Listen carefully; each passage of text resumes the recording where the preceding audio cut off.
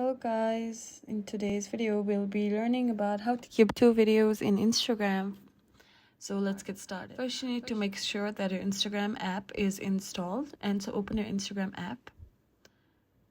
And as you can see, there is no feature in Instagram as its own to add two videos simultaneously. Even if you select two videos, then it will come one after the other like this and not together in a single frame. So we use an app called CapCut. So go to your CapCut account and open it. After that, click on the new project and select a video. After you select a video, then you can go on the editing page like this.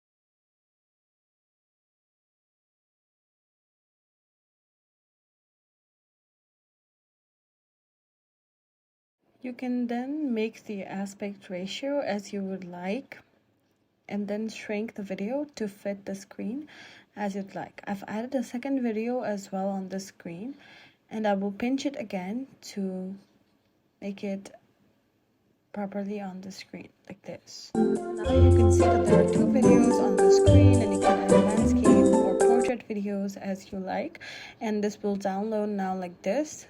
This is the way how you add two videos in a single frame for Instagram like this, and now you can add your story and have fun.